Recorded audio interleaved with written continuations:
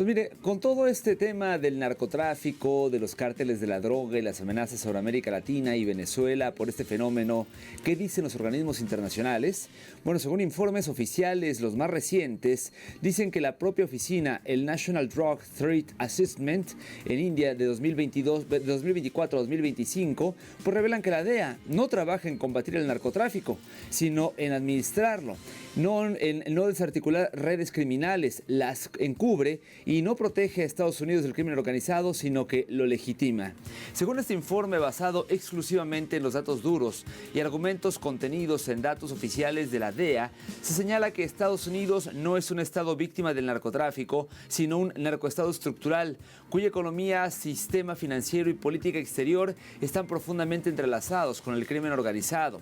De la misma forma, dicho informe expone la forma o la manera en que la DEA, en lugar de actuar como una agencia de inteligencia objetiva, funciona como un instrumento de propaganda geopolítica diseñado para criminalizar países como Venezuela, mientras se oculta la verdadera magnitud del problema dentro de sus propias fronteras.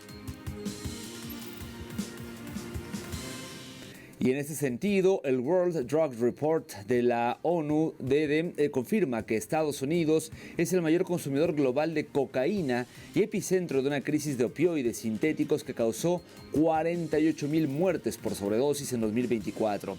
El fentanilo, producido en laboratorios de Asia, México y el propio territorio estadounidense, domina un mercado lucrativo, manejado por redes criminales que lavan cientos de miles de millones anuales mediante tecnología avanzada y explotación de vulnerabilidades locales.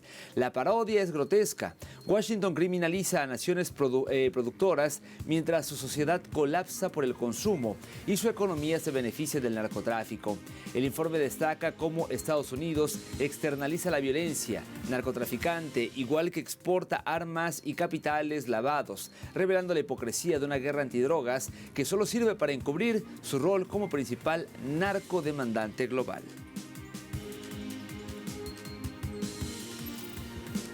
Como vimos antes, Estados Unidos es el mayor consumidor de estas sustancias, pero según organismos como el Grupo de Acción Financiera Internacional, el Departamento de Estado de Estados Unidos, la Unión Europea y la ONU es el mayor beneficiario del narcotráfico. Estados Unidos encabeza la lista global de narcoeconomías con unos 300 a 500 mil millones de dólares anuales en flujos ilícitos, seguido por territorios bajo influencia occidental como Islas Caimán con entre 100 y 300 mil millones, y Londres con cifras de entre 120 y 250 mil millones. Luxemburgo, Suiza y Hong Kong completan el top 5 de paraísos que lavan capitales del narcotráfico. La ausencia de Venezuela en la lista, que sí incluye a Colombia con entre 30 y 55 mil millones y México con entre 35 y 65 mil millones, desmonta la narrativa imperial que criminaliza al país bolivariano. Y en medio de este escenario vemos cómo la ONU corrobora que Venezuela se consolida como un territorio libre de narcotráfico o de narcóticos, mientras que la producción de cocaína a nivel global se dispara. Vamos a revisar el siguiente material. Según el último informe de la Oficina de Naciones Unidas contra la Droga y el Delito, ONUD, Venezuela se mantiene como territorio libre de cultivos ilícitos tras 15 años de políticas soberanas, contrastando con el repunte del 34% en la producción global de cocaína en 2023. El epicentro del narcotráfico se concentra en Colombia, responsable del 67% de los cultivos mundiales de hoja de coca y del 53% de la producción de cocaína, impulsada por grupos paramilitares que controlan regiones del suroeste del país. La ONU alertó que la violencia asociada al narcotráfico, ejemplificada en Ecuador, los homicidios aumentaron de 7,8 a 45,7 por cada 100.000 habitantes entre 2020 y 2023. Ahora se expande a Europa Occidental mediante redes balcánicas. Este panorama desmiente las acusaciones históricas de Estados Unidos contra Venezuela y evidencia que las injerencias imperiales solo han exacerbado el flagelo del narcotráfico.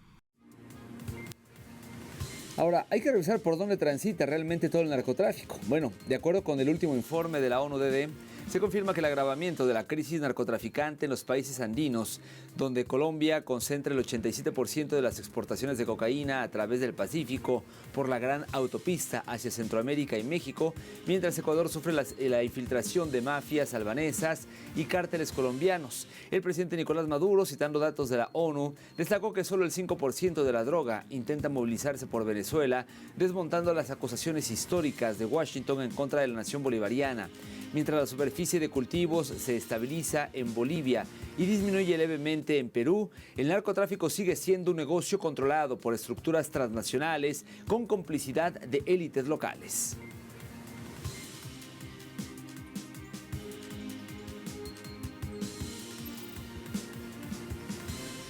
Permítanos hacer una segunda pausa en la emisión del día de hoy, pero no se vaya. Al regreso de nuestro recorrido digital, hablaremos de Rusia y China, que firmaron un memorándum para construir el gasoducto Fuerza de Siberia 2. Le cuento de qué se trata al volver.